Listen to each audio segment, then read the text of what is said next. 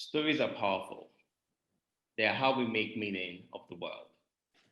We can't underestimate the impact of storytelling and the power of crafting our own stories as narratives of the continent, from the inside out and not only from the lens of the West. No one understands this better than our next speaker. Today, it's with great honor that I introduce Mo Abudu, who through her work as CEO of EbonyLife Media has been deliberate about educating, motivating, and inspiring collective action to shape the narrative of Africa. EbonyLife stories made us laugh. They made us shed a tear, made us think about history, our reality, and possible futures like what we'll see soon in Nigeria 2099. Through movies, series, and documentaries that showcases culture, key societal issues, to literary pieces that have been adapted to screen, from Oloture to the upcoming Death and the King's Horseman. Mo has been deliberate about building the business of media on the continent as both a lever for economic growth and a vehicle to export our stories. Through strategic partnerships with global studios and leading streamers like Netflix and local distribution, EbonyLife Media is at the forefront of amplifying African narratives. It's with great pleasure that I introduce Mo Abudu in the conversation on business of creativity and amplifying African narratives with the Peter Moore's Dean of Saïd Business School, Dean Peter Tufano. Peter, over to you. Jada, thank you so much. Thank you for your leadership of this conference, and we'll hear more from you and your collaborators at the end, where we all get to celebrate your great work. But Mo, thank you so much for joining us today. I will confess it's with some trepidation that I do this interview. A few years ago, I had the pleasure of interviewing Christiane Amanpour, and I know what it's like to interview a professional interviewer. So it's a real delight to be able to do this. We don't bite. We don't bite. So. I know. Thank you so much for having me, Peter. Jada, thank you for organizing this and for inviting me. It really is a pleasure to be here with you both today. Thank you so much. So Mo, we're going to spend most of our time talking about the media business and EbonyLife and all of that. But before we start, I thought, this is a session on the African narrative, the African story. And the story starts pretty much at birth. So in one of your interviews, I think this is an interview that you did with Google in Nigeria. You started by talking about your oriki, which is a concept I hadn't heard about before, but it's the story that precedes you. So just as a way to get us started, what is this concept and what does that mean to you? And how can people who aren't familiar with this concept come to understand it better? Yes, it's a wonderful way of how your story is told as your family. Every single Yoruba family, I think it may extend to other tribes, but let me just speak specifically about the Yoruba tribe because I am Yoruba, is that each family has its oriki. So there's what's called the family oriki, and there's also the child or the children's set of children's oriki. And the oriki is made up of the family history of who you are. So for example, my oriki, my name given to me at birth as my oriki is Ajifowoke. And Ajifowoke translated means from birth, you were raised in wealth. Now, sometimes these orikis can be aspirational. They can be the wishes of the parents. But then when you go into the extended part of the oriki, it extends into what your families do for a living. So it could go into your wonderful cocoa farmers or your wonderful palm wine farmers or palm oil farmers, whatever it is that the family business is, it's spoken about. It could also extend into where you live. So let's say, for example, you live by the river. It could extend to say, oh, you live by this beautiful river, and it's very sort of musical, and it's done with a lot of proudness, I mean, we're very oral in our traditions. A lot of these things aren't ever written down. So from family to family, it's passed down from generation to generation. Now, the sad thing is that, can I cite my oriki? No, I can't. So the elders in the family, or there are sort of spokeswomen that understand and are trained in understanding the orikis of specific families. So when you have important events like weddings, or even funerals or birthdays and things, they're brought in to come and do that citation and praise worship in terms of citing your oriki. So it's a wonderful feeling of praise, and it's a very proud moment as it's happening, because you're there and you're having all this praise adorned on you, and you're thinking, wow, I'm so important right now. Well, if we were to create a modern Oriki about Africa, that we could create today, yes, because I think that's a lot of what EbonyLife is all about, is actually telling the story. But if you're going to try to, encapsulate it in Oriki, what would it start to sound like? It would be the land of opportunity, the land of greatness, the one that has so much potential that needs to be realized, the people that we're so resilient against whatever comes. We take every day as it comes, but the long and short of it is that we as a people are ready to just do to do our bit, and to be recognized, and to be appreciated, and to be valued, and to be respected. But we work hard. We live in a community. We're raised by our communities. It would go something like that, I think. You're putting me on the spot here now. I am indeed. So it would go something like that. And, there's vibrancy, there's color, there's tradition, there's culture. We're made up of so many tribes and traditions, and our youth are really the future. That's really very key. Our women are the strength of our nation, even though they may not be in all these leadership positions politically. We're getting there, but our women are strong, they're firm, they're part and parcel of this society. It would be something like that, yeah. Okay. Well, I'm going to challenge our students out there and all of our 600 plus listeners to turn that into an Oriki. Into an Oriki. I may get that done, Peter. I may take all of this actually and find one of the women that do this as a professional, the men, and get them to do that to the talking drums. That could be quite interesting. Let me make a note of that. And take a note, and then you can come back and share that with us. Okay. So, as I said, we're going to spend a lot of time talking about the media business, but the audience here, the 600 plus young people who are listening in today, are largely that. They're young people in their 20s and their 30s. They're at a point in their career where they're going to have to make some jumps. Now, your bio is well known, so I'm not going to go over the bio in terms of starting oil and gas and moving on to the HR business and then onto the various things that you've done. But in some of your interviews, you talked about these leaps of faith that you made, itchy feet and other things. So given that our young people are going to make a number of these transitions, maybe if you could share about, how did you know when it was right to make them? When maybe you've talked about in other settings, when you did make them and you knew they were right, were there ones that you thought you were going to make and you held back? And because young people are in the business of making a lot of transitions, and you are somebody who's successfully done that so well. So maybe we can start there about you as a person before we get to the industry. Well, for the longest time, I kind of lived not doing what I really wanted to do. So, peer pressure, family pressure, societal pressure kind of just boxes you in to being a particular type of person that society really wants you to be. I mean, I only changed careers. I actually only found the courage to leave my 9-to-5 job at ExxonMobil when I nearly turned 40. Prior to that, it was like, this was my day job and this was what I was going to do. And I couldn't breathe a word to anyone that I was thinking of jumping ship, so to speak. But I had to find the courage from somewhere to say that there were things deeply seated and buried within me that I felt I had to experience as an entrepreneur. So I had to take the leap of faith. And it's a very scary moment in all of our lives. Are we ever prepared to take them? But I think the big thing for me is when I did take that jump, and some people thought maybe is she okay? Is it a midlife crisis? I mean, whatever they wanted to think, but I did take the jump. But I knew I had no alternative.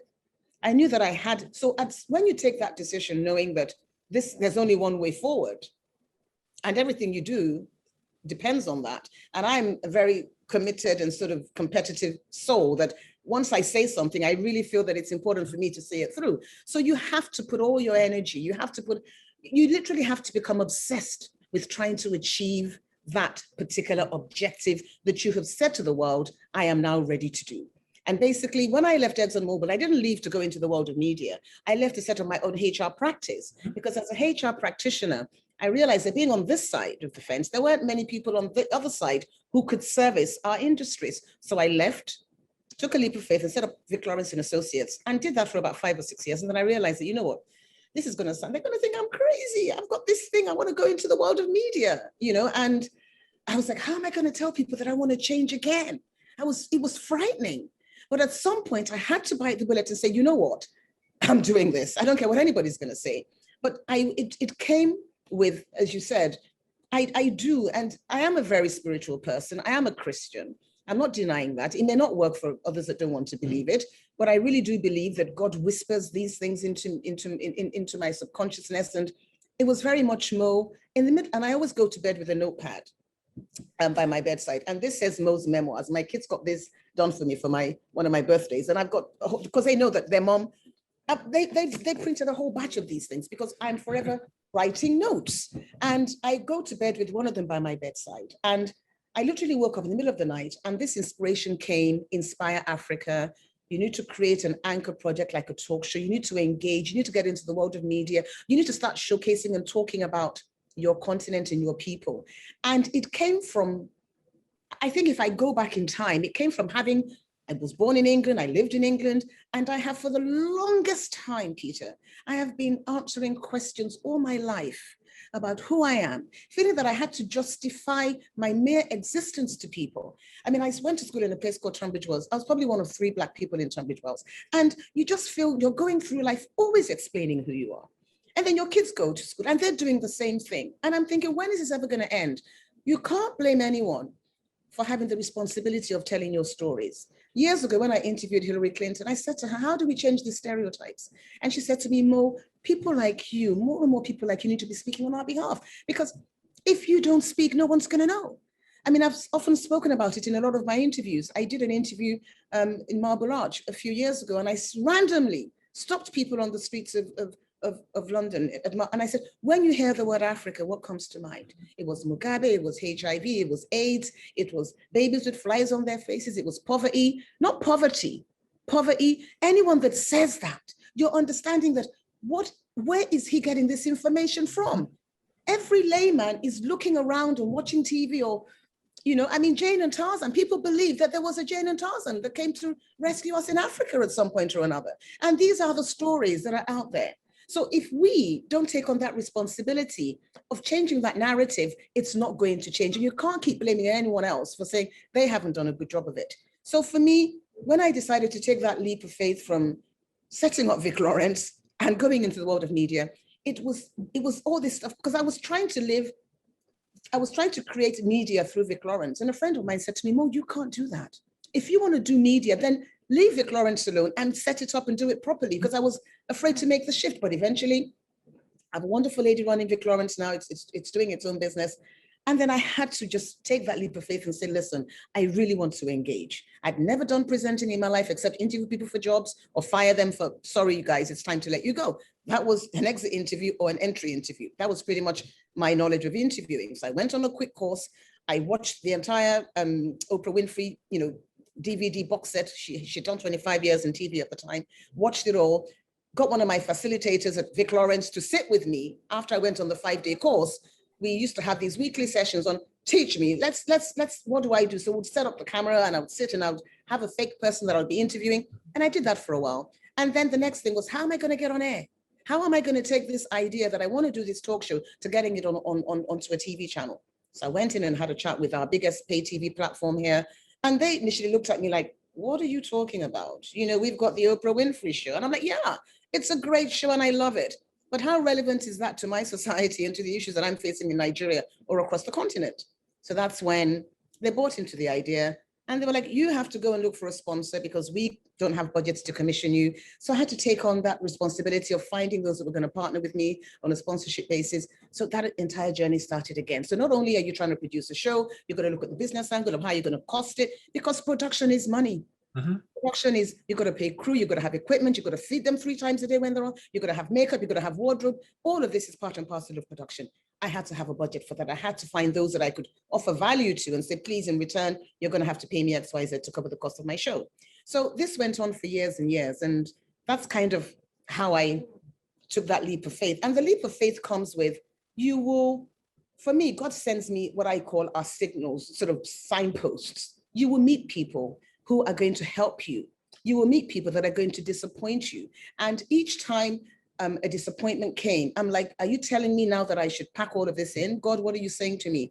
And then as soon as I'm getting a little bit despondent, I would meet someone that would encourage me and say, well, you can go for it, you can do this. And then, you know, and those, it became more of, I was meeting more those that were going to help me make this become a reality, because I was obsessed with it. It's all I was talking about. It's all I was saying. And pretty much all the business contacts that I had from my previous work, from my previous life, are pretty much the same relationships that helped me grow into building my media business, because they all need media. Everybody needs media, right? So it's like, listen, guys, yes, I was providing HR services to you, but guess what? You know, I'm now going to provide media services to you and PR and help you, you know, build your, you know, your campaigns and things like that, and, you know, give you an opportunity to put your brands on my show. And pretty much that's the journey that I went on. Yeah. And along that way, this process of discernment, were there any false signals? Were there any things that were a little too soon? Or even now, as you're thinking about what the future looks like. So, and how do you deal with the kind of, did I really hear that? Or yeah, I mean, the big thing is when I look back on my life and I say, God, you are such a comedian. Because if you were going to take me on this journey, why did you have to make me go through all those loops of, we were going to get there, but why so much heartbreak on the way? Yeah. Why so many challenges on the way? But then I think that those challenges come because it's about building you, building your personality, building your character, building the team. And this is not my journey alone. I keep saying it's such a team effort. You know, you've got to find people that buy into this vision, and you're trying to sell them something that you have never done before. So I've got to really pitch myself, but listen, guys, I know I haven't done this before, but I know I can really do this, you know? So it started with, yes, I'm going to do Moments with Mo. And then it came EbonyLife TV. And I have a few friends that I often share things with. And they're like, okay, we think that's a pretty good idea, Mo. How are you going to do this? I'm like, I don't know, but, you know, so for me, I just like to take practical steps and say, okay, if I want to make a TV show, what do I need to do to make a TV show? I need to learn how to make a TV show. If I want to be the host of that show, I need to have the skills to be a hostess, to be an interviewer. Okay, teach me. Okay, who are the people that I'm going to interview? My very first interview was with Professor Wole Soyinka, you know, and I went for someone that was prominent, that was out there. And I'd never done this job before. And I chased him and I chased Prof for the longest time. And eventually he agreed to come on my show. And I thought I need to start with a big name. And I wanted to start with somebody important and someone that people respected and would listen to. And, you know, I would be forever grateful to Prof for being one of my first guests on the show. So it's like, okay, who's going to be my guest? Where's going to be my studio? I had no studio. Now, we don't have enough schools in Lagos, let alone have studios. I had to build one. I found a partner that said, listen, they had an SME fund at their bank for small and medium-sized enterprises, and they had to give a 10% of their profits to these SMEs. And they were like, okay, we think we believe in Mo enough to be able to do this, you know? So they came along and they said, okay, we'll buy into your business. And they did buy. Eventually, they exited and I, you know, paid them off. But what I did was to take that, what they gave me, it was a bank called Sky Bank, and the lovely MD was Mr. Shola Femiwa, who now lives in Canada. And he bought into Ebony, he bought it then into Inspire Africa. And then we used that funding to find a space and build our studios and buy equipment and start running the show. And then I got sponsors. So it's taking those steps. So for all the students listening today, whatever you decide to do, you've got to write down the practical steps from 1 to 100, from A to Z on how you're going to make that journey. And you've then got to find out about how are you going to actualize those steps. You can't just sit back and have this big dream. And yes, big dreams come, but you've got to break it down into what does this big dream consist of? The end result is a TV show. How do I get to that end result of that TV show? It's now breaking all those steps down. Yeah. This is the kind of great advice that our students can benefit from tremendously. Let's focus a little bit on the storytelling part. So a lot of what EbonyLife TV and films is about is telling stories. Yes. But, you know, in my world, history is, you know, there's an interesting parallel between what you're doing in the arts and what we do in history, because, you know, often the quote is that history is written by the victors. And similarly, I think the entertainment world has told the story in ways. that you wanted to retell it, but there are so many stories. So many There are stories. good stories. There are So bad many stories. You've stories. talked about the 5Ds, which is the traditional stories, and you didn't want to do the 5Ds, and you wanted to do other things. And Yes. I've looked at a number of your films now, kind of the wedding party, but Olaturi, which I watched last night, completely different. How do you decide? Like, do you have a meta idea of what stories you want to tell and what stories you don't want to tell? Or how do you think about kind of the portfolio of stories that over your professional lifetime you want to be telling?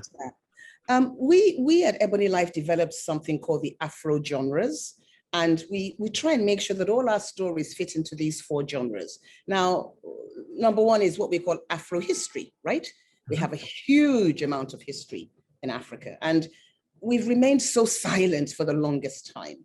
So it's about looking into that history and saying, how do we draw on those Afro history projects? So for example, our first global international partnership was with Sony Pictures Television on the Dahomey Warriors. Now, I'm sure we're all familiar with these incredible women that lived in the 17th century that were fighting wars on behalf of Africa. They were going out there and fighting on behalf of their king. Now, that is a story that we are telling, but we're telling it in a very entertaining way. It's a thrilling series about a young girl who faces adversity when she joins the renowned female warriors. She wants to become a warrior, but her parents wanted to get married, but she wants to become this warrior. So you can imagine, that taking that thread through an entire series, and how does she make it? Does she not make it? And all of that. So so that's in our Afro history genre. Our second genre is what we call Afrofuturism.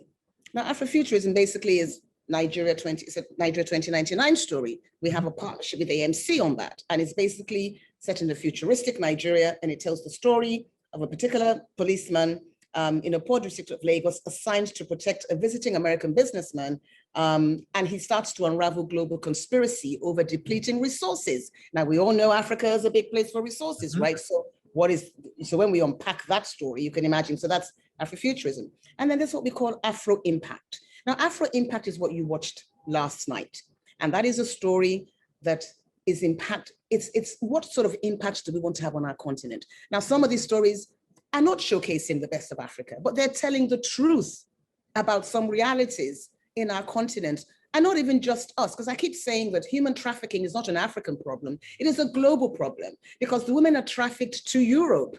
And the only reason why there's supply and demand is because there's a demand. So we both have responsibilities to make sure that we resolve these issues. But, Olutori for us was a journey that I felt at some point that we wanted to make moving into that genre. We want to be in a place whereby we're telling stories that cross into all 4 genres. And the 4th is what we call Afropolitan. Afropolitan is the wedding party. Weddings, as you know, are lavish and big and wonderful in Africa and Nigeria. So the wedding party that we did would fall into the Afropolitan genre. And it's telling, I want to see me on TV today or in the theaters today. Yes, it's great to talk about the history and it's great to talk about the future, but what about me now? Me, what's happening in my life as a 57-year-old woman that may be going through some kind of, meltdown. Why wouldn't there are women of my color, of my age, that is happening too? We need to be able to build and make content that shows that reality. So we're playing in all those 4 genres, Peter, and that's kind of, where we are. Now, what I do day in, day out with my team is that we develop and develop and develop. And what we've done in the last few years is to pitch to everyone around the world with these stories. And we send them a catalog of ideas with log lines and a synopsis and character descriptors. And from there, they decide on, oh, we like this, oh, we like that. No, we don't think this will work. And that's pretty much how we've been able to build up this incredible, network of opportunities that now exist for us with Netflix and Sony and AMC and Will and Jada Smith's Westbrook and others that have yet to be announced, but have been signed. Well, let's stick with that and go to some of the questions from the students, because there's a couple of questions that are right on point to what you're talking about. Okay. This is, doesn't say who the person is, but thank you for the question, whoever you are. Criticisms we hear about African content is that the movies don't travel, meaning that the content stays within local borders. Is this still the case? And if so, what can be done to make it travel further? Well, I think that when you as a filmmaker make a story, you make stories that are sometimes, you make it knowing that it is a local story, You can make it knowing it is a regional story, or you can make it knowing it is a global story. So I think ultimately the filmmaker has to, there was a power cut then, and I'm sure we're going to get the power back. Can you still hear me, Peter? I can hear you, yeah. Okay, so the power's gone up, but we still got connectivity, great. So it's really deciding on where you want to play. And we can't force feed filmmakers on what they want to do or the types of films that they want to make. So EbonyLife, as a filmmaker, for example, we still do content that we believe is going to be for a local audience, because we can't forget that we have a local audience to serve. But in the same breath, when I look at our partnership with Sony, they've decided that every single project we work with them on must be a global story, like the Dahomey Warriors, for example. AMC have decided that Nigeria 2099, again, is a big global story. With Westbrook, we've decided that Dada Safaris and the Gods, these are big global projects. So it's finding the story that fits for a global audience, and then finding a story that fits for a local audience. For example, Oloture was the most watched Nigerian movie on Netflix last year. It traveled around the world, and it did really well. It was watched by people outside of Nigeria, you know, and it was enjoyed because maybe it's of the authenticity and the grit and the type of story that was being told. So it really is a matter of everything isn't for everyone. So it's really finding the different voices and then the different ways in which you want to feed, you know, the content to those that want to watch. Yeah, and meeting those demands. Yeah. But for young people, again, I'll paraphrase a question here. Can you speak to the paradox in some African societies that emphasize that art is important, but it's a job? It's not a job. Yeah, I mean, it's those views are changing rapidly, because I think it's about creating the role models that show that it is a job. And, you know, which I was very concerned about starting my media work when I started because of what people were going to say. I mean, I had a particular bank MD that I know well call me into his office and say, well, are you okay? Why are you doing this to yourself? You've got a brilliant HR, you know, career. Why are you doing this? And I'm like, I know, but I want to do this. And, you know, so, but we also have to understand that show business, entertainment is a business. Recently, it was said by our Senate president that, I think he said it, that 2.5% of our GDP comes from media and entertainment in Nigeria. That is, now our GDP, I understand, is about $450 billion. That is a huge amount, really, considering that we are still sort of trying to build this ecosystem around media and entertainment in Nigeria. We know what the box office results have been in some of our projects. We know the types of deals we've signed globally and what they're worth. People are now beginning to realize that you can commercialize this storytelling, you know, and until that becomes what is understood, parents are going to think that their children are going to suffer if they decide they're going to have a career where they're not going to make any money, because ultimately it's born out of a concern that you want to go into an industry for fun. Is it all about fun? No, it's not. It's a lot of hard work, but people don't see the work that goes into our business. They only see the end result. They only see the movie and the film premiere where we're all dressed up on the red carpet. But we've gone through weeks and months and years of, you know, deciding what the story is. We've got the beats, we've done the scripting, we've decided who to cast, we've done the rehearsals, there's costume, there's locations, there's shoot, there's post-production, there's music, there's graphics, there's who's gonna buy this when there's all of that. The marketing of it, it is a business like any other.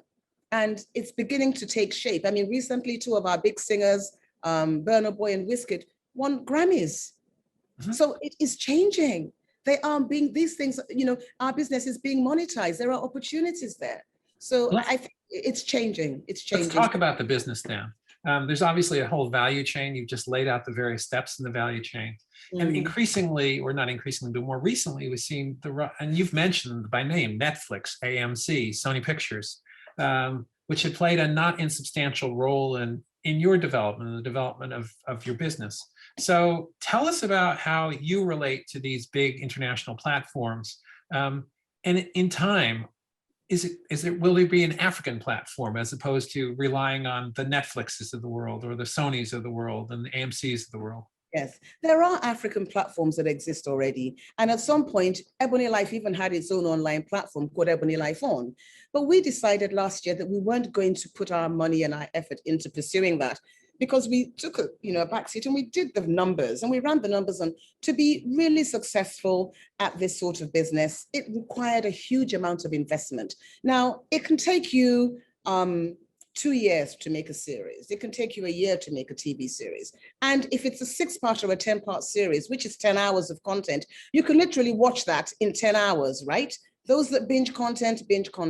Then if you don't keep releasing, because if you have a Netflix account or an Amazon account or a Disney Plus account, you will get messages every day telling you, oh, there's a new movie coming out. Oh, there's a new movie coming out every Friday, every Tuesday, every Wednesday. Now, they have the way we used to schedule in the linear TV world, whereby you have this at 5 o'clock, you have this at 6 o'clock, is the same way that streamers also schedule new programs that are going to come out. So you better have very deep pockets to be making these programs that you can't just launch with one show, which is 10 hours. You can make a great show that is 10 hours. What do you do with the subscriber after that? If you don't give him another 10 hours and another 10 hours and another 10 hours, he's not going to subscribe the next month. And when he doesn't subscribe the next month, your business fails, right? So it's important for you to decide on, do you want to take on a Netflix, an Amazon, a Sony, a Disney Plus, or do you want to partner with them and be a channel through which you can now get your content on? Now, that's for everyone to decide on what suits them. We decided that it wasn't going to pay us to run our online platform because we couldn't afford. If somebody says to me tomorrow, Mo, here's $1 billion, go set up your own platform, African content only, no, not a problem. But the thing is, you're going to have to say, okay, if someone's giving me $1 billion, what is my equity stake in that $1 billion? Because it's not my money. So am I working for you? Am I working? So you've got to look at, ownership and structure and all of those things. So it's not even just about someone giving me $1 billion. It's like, how much of that $1 billion is my investment? I mean, I started a hotel. I have other businesses that I do. So I understand equity, participation. You will have them breathing down your neck every day on the phone. And how much money have you made today? And, and this, that, and the other. And your life is no longer your own. I'm 57 years old this year. Do I really is that what I want to do for the next 10 years or the next 20 years, building a platform with someone else's money? I thought, you know what? I would rather be a support to these existing platforms that have invested huge amounts of money in building their platforms. Netflix has 200 million subscribers around the world. Let me provide content that is going to reach that wide audience that is already set up. It's already there. EbonyLife still gets the credit for creating this content and for telling these stories. And ultimately, my aim is to empower the creative ecosystem across the continent of Africa.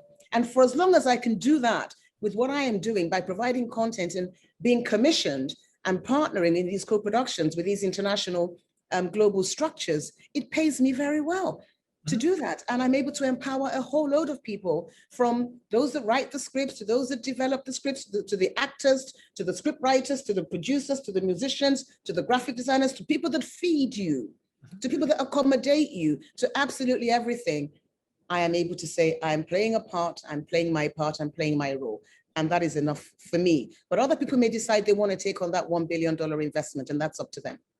So as you think about that global audience for your EbonyLife films and other production vehicles as well, do you think about audiences, there's a global audience, you're just going to tell an authentic African story, or do you think about how will this play in the United States, how it will play in Western Europe, how it will play? So how much do you think about the specific audience? Because the streamers have somewhat different audiences, and they have different bases and different geographies. So how do you think about what's going to appeal to specific sets of audiences? I think the most important thing is that we have universal truths, we have universal feelings, but I think ultimately the true test is authenticity.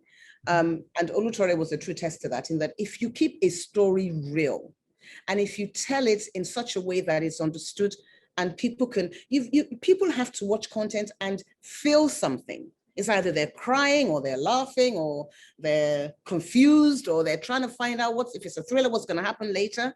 So it's about finding those stories that are going to have those touch points. So, I mean, I watch stuff from Korea. I watch stuff from Spain. A good story is a good story. And Africa is getting there with the types of stories we're developing now. With these international studios, I know that people are going to gravitate towards them and want to watch them simply because of what the stories are about and the globalness within them and the budgets. A lot of storytelling is also to do with budget. Mm-hmm. It's about how big and how grand, what is the scale that you're bringing to this storytelling? How big are the sets? You can imagine when we do Dahomey Warriors, it's going to be, this big African kingdom. Mm-hmm. People are going to want to say, wow, this is how they lived in the 17th century. I mean, it's going to be the costuming, the music, the acting. It's all of that. It's all of that that comes into play with regards to getting global audiences to watch. When you make a local show that's cheap and cheerful, people may not want to watch it because it is cheap and cheerful. It's simple as that, mm-hmm. But there have also been some breakouts of some cheap and cheerful shows that have done really well. So, but generally speaking, the grander, the better, the bigger, structures you have to support these sorts of developments, the chances are, and also marketing plays a big role. Marketing plays a big role. These streamers spend XYZ number, per subscriber they get, to watch these shows. So some shows are good. They don't do well because no one knows about them. No one has just simply heard about the show. So again, marketing plays a very big part in that. Yeah. So you've said how you wanted to stay in the content part and let the platforms do what the platforms do best. But suppose that for a day, you were the queen of the platforms and you could determine what they did. What changes would you make in the way that platforms run so that stories like yours and others are more accessible, not more accessible, but, have a bigger audience? It took a minute. I think I would want content developers to give us a break. Because I think that, we've had the Oscars so white, we've had do we really need Black stories? Do we really need, for the longest time, I have been trying to persuade, the international studios to give us a break. Now, this break only happened a few years ago. I've been going to a market in Cannes called MIP TV, MIPCon, for the last 10 years. And there's never a bad meeting in our business. Everybody's have over a glass of wine, it's lovely to meet you. Here's my business card. Yeah, let's chat when you get back to the office next week. And you send them an email and you never hear from them again. So I would like them to be more responsive to us and listen. The only reason why we've had the big first break we had with Sony was because somebody took the time to read the content. They took the time to read the story. People get emails they never read because, oh God, I can't be bothered. It can't be that good. It's from Africa. So if I was there for a day, I would say, listen, be attentive. And they've got great stories to tell. We may not have it all figured out about structuring and locations and all the technical stuff, but we're doing fairly. I'm not saying we're not doing good on our own, we are, but I'm saying that it takes a village to make a really great movie. And that village can be making sure you have African and American and European partners in the mix to make it even bigger and greater. But I would say, listen, for this one day, let them send in their stories, listen, and all of you must take some of these stories and start developing them and see how that impacts your platform and see the progress that you're going to make. That's what I would do if I had one day. So in the spirit of listening, I'm going to listen to a question from one of our audience from Pattern. There are concerns that many African movies are dominated by Nigeria, Ghana, or South Africa. This looks like a lack of representation outside these regions. What are your thoughts on diversifying characters beyond these regions? The thing is that Nigeria is the sixth largest city, I think, in the continent. Nigeria's got 200 million people. So we dominate anyway. I mean, you get into a room and people say, why are there so many Nigerians in the room? It's because 1 in every 5 Africans is probably a Nigerian. So the chances are that there's going to be more African content anyway. But Nigeria has a love for Nollywood. There's a love. Nollywood is what our filmmaking is called. Sure. We have a special passion for this. I don't think there are trades that you can force on people. Hollywood is Hollywood because it's Hollywood. It's like saying, why is England not Hollywood? England is not Hollywood because it's not. People make films in England, but we can't say we probably don't make as many as the people in Hollywood make, right? California is that place that people go. So that is where you go. And for us as filmmakers in Africa, I want to tell stories that are representative of women, youth, old, young, continent-wide, and we do have a few stories that are actually set outside. I can't say what they are, that are set outside of Nigeria because, that particular story called for it. But I'm not going to go, it's a business. If the business demands that my story is set in a particular place, then I will set it in a particular place because the story demands it. But I'm not going to say because I have a responsibility to set a story in Ghana, if the Ghanaian, film industry and that sector needs to, things have to be almost, I think things have to be somewhat organic in how they grow. And also because we have limited resources as an organization, we can only do so much. And what I have noticed that I am doing more and more of is that I'm reaching out to people in other parts of Africa and saying, listen, this is what we're doing in Nigeria. Why don't you start doing these things in your country? So I think it's about playing an encouraging role and saying, you need to tell your stories. You need to tell your stories, and if there's opportunity for partnership, let's look at it. But I think there's a danger of trying to do too many things and doing absolutely nothing. So I'm of the school of, I would rather just focus on what we're doing as a company and expand and grow. And as we grow, maybe we can take on more and more, definitely. Yeah. Mm-hmm. And another focus that you've had is the focus on strong women characters. So a question from the audience, from 50 to Castle and Castle to The Wedding Party to Oloturri and more, there's a strong female focus and message in many EbonyLife characters. How important is it to have these reflections in EbonyLife stories? Well, it's so important, even with the people that work within EbonyLife, literally every executive and senior executive is a female. I mean, I'd make no apologies for it. I think we're underrepresented, and every single chance I get to put women at the forefront, I'm going to keep doing it. So that is why, because our stories often don't get told, and it's time to tell them. And if you have the opportunity to be the person that's sitting in that creative chair alongside other women, then they're all going to buy into the idea that we need to tell strong female stories. So that's kind of what we do, yeah, because we're underrepresented, yeah. So, we have a few more minutes. I want to focus on the future for where you see the industry is going to be and evolution, and then also some words of advice that you give to students. So let's start with the industry a little bit. So as you look out, not 1 or 2 years, but say 10, 15, 20, 25 years, and media on the African continent, what are the changes you expect to see? If I take us as an example, we have over 20 projects in development at this point. And in the next, they will probably all start to go into, a lot of them are in development now.